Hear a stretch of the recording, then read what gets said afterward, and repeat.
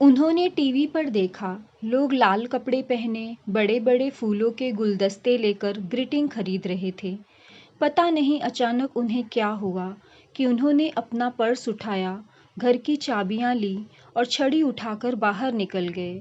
ठंडी हवाओं ने उनका स्वागत किया तो शरीर में झुरझुरी सी हुई, पर बिना परवाह किए वे पैदल ही आगे बढ़ने लगे। जगमगाता शहर, दौड़ते वाहन, चमकीले लाल परिधान पहने हुए स्त्री पुरुष भागे जा रहे थे, मानो सबकी लॉटरी आज ही निकलने वाली हो। इन सब से बेखबर शंभूनाथ का दिल, दिमाग और मन तीनों अपने जीवन के घटनाक्रमों में लगातार उलझ रहा था। बार बार सुनंदा को याद करते, आंसू पहुँचते, वे नुक्कड़ तक जा पहुँचे। उनकी सांस अब फूलने लगी थी। नुक्कड़ के आइसक्रीम पार्लर पर अच्छी खासी भीड़ थी। जिनकी जेब होटल, क्लब का खर्चा नहीं उठा सकती, वे यहाँ ice cream, cold drink, cold coffee का मज़ा ले रहे थे। उखड़ती हुई सांसों के उतार चढ़ाव को महसूस करते हुए वे वहीं एक कुर्सी पर विराजमान हो गए। तभी एक गुब्बारे बेचने वाली लड़की ने पुकारा, दादा, बैलून लोगे? घर जाना है, बस थोड़े से ही बचे हैं।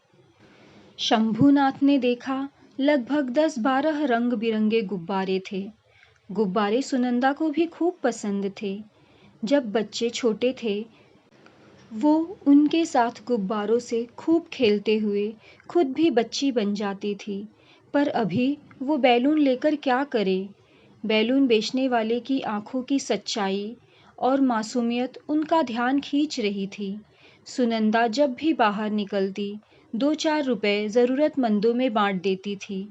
कभी वो टोकते तो हंस कर कहती, भगवान का शुक्र है कि हमें लेने वालों की नहीं, देने वालों की कतार में रखा है, और 1-2 रुपयों के बदले आपको लाखों की दुआ मिलती है।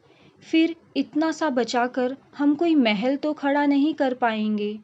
शंभूनाथ ने उस लड़की को पूरे 200 रुपए दिए और सारे बैलून खरीद लिए। लड़की बड़ी ही खुशी से उनको देखते हुए बैलून उन्हें देकर चली गई, पर जाते जाते भी 3-4 बार मुड़ मुड़कर पीछे देखती रही। शंभूनाथ हाथों में पकड़े रंग बिरंगे बैलून निहार रहे थे। आंखों से टप टप टप आंसू बह रहे थे। फिर अचानक जाने उन्हें क्या हुआ, उन्होंने आंसू पोंछे और बीच सड़क पर आ गए। बैलून हवा में उड़ाते हुए जोर से चिल्लाए, सुनंदा, आई लव यू, आई। उनकी सांस तेजी से फूलने लगी। आसपास खड़े लोग जब तक कुछ समझते उन्हें थामते, वे लड़खड़ा गए। सांस बेकाबू हो गई और वे धम्म से सड़क पर गिर पड़े। मुंह से बस यही शब्द निकले, आई लव यू सुनंदा। लोगों को समझ में नहीं आ रहा था क्या हुआ, कैसे हुआ, कौन है ये शख्स। जितने लोग उतनी बातें हवा में तैर रही थी, पर उन सब से बेखबर शंभूनाथ मोह माया की इस दुनिया से विदा ले चुके थे। उन्हें बहुत जल्दी थी अपनी सुनंदा के पास जाकर उसे आई लव यू बोलने की। दोस्तों, इस कहानी के बारे में आपकी क्या राय है? कमेंट सेक्शन में ज़रूर बताइए। उम्मीद है आपको कहानी पसंद आई होगी। मिलते हैं अगले वीडियो में। मैं इसी तरह की कहानियाँ आप लोगों के लिए लाती रहूँगी। कहानी सुनने के लिए आपका बहुत बहुत धन्यवाद।